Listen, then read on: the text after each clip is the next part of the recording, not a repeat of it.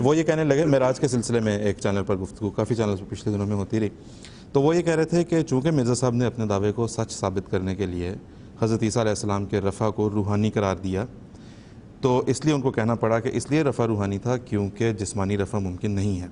چونکہ انہوں نے یہ کہہ دیا تھا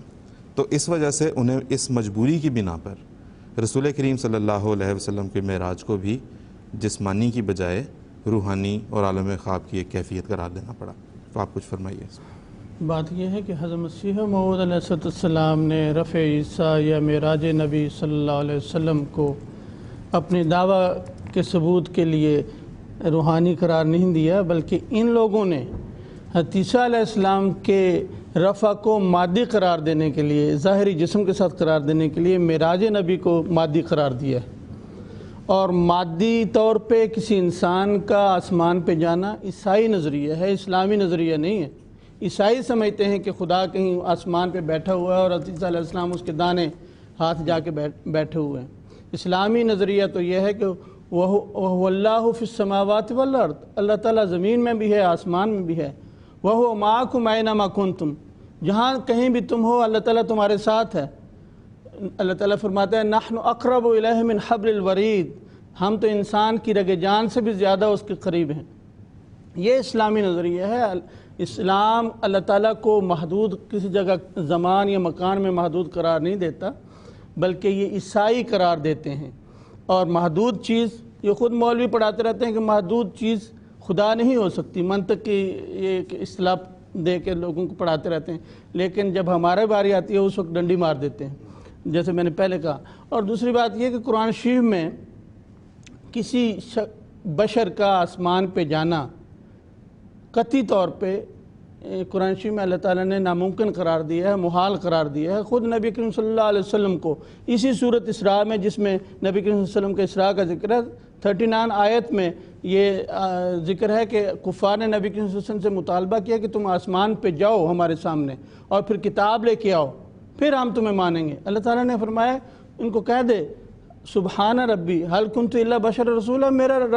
رب ایسے شعبدہ بازیوں سے پاک ہے، میں تو ایک بشر رسول ہوں۔ تو قرآن شریف نے کسی انسان کے آسمان پہ مادی طور پہ جانے کی نفی کی ہے، قطعاً نفی کی ہے۔ اور عجیب بات یہ ہے، یہ ملا جو لوگوں کو صوفیاء کے اصطلاحات پڑھ پڑھ کے سناتے ہیں اور کہتے ہیں کہ السیر مع اللہ، السیر باللہ، السیر فی اللہ، کہ سالک طریقت جب ترقی کرتا ہے تو اللہ تعالیٰ کے ساتھ ساتھ چلتا ہے، اللہ تعالیٰ کے ساتھ مل کے چلتا ہے، بلکہ کہتے ہیں اللہ تعالیٰ کے اندر سفر کرتا ہے۔ دوسرے سالکوں کے لیے تو یہ کہتے ہیں، لیکن جب نبی کریم صلی اللہ علیہ وسلم کی باری آتی ہے تو کہتے ہیں ایک آدھ بار آسمان پہ بلایا تھا، ویسے اللہ تعالیٰ ہر وقت نبی کریم صلی اللہ علیہ وسلم کے ساتھ نہیں تھا۔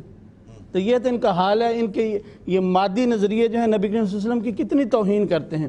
اور پھر جیسے میں نے عرض کیا کہ یہ نبی کریم صلی اللہ علیہ وسلم کے بارے میں عجیب بات ہے کہ مانتے ہیں کہ نبی کریم صلی اللہ علیہ وسلم کو جب کفار نے یہ مطالبہ کیا کہ آسمان پہ چڑھ جاؤ تو اللہ تعالیٰ نے کہا نہیں، تو بشر رسول نہیں چڑھ سکتا۔ اور حضرت عیسیٰ علیہ السلام کے بارے میں کہتے ہیں کہ جب ان کو خطرہ ہوا آسمان پہ اٹھا لیا اللہ تعالیٰ نے۔ اور پھر عجیب بات ہے، نبی کریم صلی اللہ علیہ وسلم کے بارے میں اللہ تعالیٰ فرماتا ہے کہ وَمَا جَعَلْنَا لِبَشَرٍ مِّن قَبْلِكَ الْخُلْدَ أَفَإِن مِّتَّ فَهُمُ الْخَالِدُونَ، ہم نے تجھ سے پہلے کسی انسان کو غیر معمولی زندگی نہیں دی، یہ کیسے ہو سکتا ہے کہ تو فوت ہو جائے اور وہ زندہ رہیں؟ نبی کریم صلی اللہ علیہ وسلم کے بارے میں یہ آیت مانتے ہیں، لیکن حضرت عیسیٰ علیہ السلام کے بارے میں کہتے ہیں نہیں، وہ تو 2000 سال سے آسمان پہ زندہ موجود ہیں اور اس جسم کے ساتھ زندہ موجود ہیں۔ تو ان کی باتیں جو ہیں وہ سراسر قرآن اور نبی کریم صلی اللہ علیہ وسلم کے ارشادات کے خلاف ہیں۔ خدا را ٹھنڈے دل کے ساتھ سوچئے کہ کیا یہ توہین رسول نہیں ہے، بلکہ کیا یہ توہین الہی نہیں ہے، اور کیا یہ عیسائیوں کے ہاتھ پکے کرنے کی ایک خطا نہیں ہے؟ عیسائی تو کہتے ہیں کہ تمہارا رسول تمہارے قرآن کے مطابق بشر تھا اس لیے آسمان پہ نہیں چڑھ سکا، ہمارا رسول ایک خدا تھا اسی لیے وہ خدا کے دانے ہاتھ جا کے آسمان پہ بیٹھا ہوا ہے۔ کیا یہ لوگ وہی غلطی نہیں دہرا رہے جس کے نتیجے میں عیسائیوں نے اسلام پر ہندوستان میں وہ یلغار کی کہ درجنوں خطیب اور مفتی عیسائیت کی آغوش میں چلے گئے، آنکہ حضرت مسیح السلام نے اس یلغار کو روکا جو کاسر صلیب تھے، اور ہندوستان جو قریب تھا کہ سارے کا سارا عیسائی ہو جاتا، اس کو واپس عیسائیت کی اس یلغار سے بچایا۔ جہاں تک یہ انہوں نے کہا ہے کہ حضرت مسیح السلام نے نبی کریم صلی اللہ علیہ وسلم کے معراج کو روحانی قرار دیا ہے، بات یہ ہے کہ حضرت مسیح السلام پہلے شخص نہیں تھے جنہوں نے نبی کریم صلی اللہ علیہ وسلم کے معراج کو روحانی قرار دیا، بلکہ بزرگان امت اس بارے میں واضح طور پہ یہ فرما گئے ہیں کہ نبی کریم صلی اللہ علیہ وسلم کا معراج روحانی تھا۔ اور ان بزرگان امت میں سب سے اوپر ام المومنین حضرت عائشہ صدیقہ ہیں، جنہوں نے فرمایا ما فقد جسد النبی جسدہ صلی اللہ علیہ وسلم، نبی کریم صلی اللہ علیہ وسلم آسمانوں کی سیر کو گئے، اس میں کوئی شک نہیں، لیکن آپ کا جسم زمین پر سے غائب نہیں تھا۔ روحانی اسراء اور معراج کا حضرت عائشہ اقرار کرتی ہیں۔ اسی طرح معاویہ بن سفیان ہیں۔ میں آپ کے سامنے یہ کتاب ہے الفتاوی، جو شیخ الازہر محمود شلتوت کی کتاب ہے، اس میں سے ایک حوالہ میں نے لیا ہے، یہ میں پڑھ دیتا ہوں، لمبی بات نہیں کر سکتا وقت کی کمی کے باعث۔ اس میں یہ کہتے ہیں کہ بعض لوگ معراج نبی کو دلیل بناتے ہیں حضرت عیسیٰ علیہ السلام کے ظاہری اور مادی رفع کے لیے۔ کہتے ہیں جب نبی کریم صلی اللہ علیہ وسلم ظاہری طور پہ آسمان پہ چلے جا سکتے ہیں تو حضرت عیسیٰ علیہ السلام کیوں آسمان کے اوپر اس جسم کے ساتھ زندہ نہیں ہو سکتے؟ وہ علامہ محمود شلتوت جو شیخ الازہر تھے وہ فرماتے ہیں وَيَكْفِينَا فِي تَوْهِينِ هَذَا الْمُسْتَنَدِ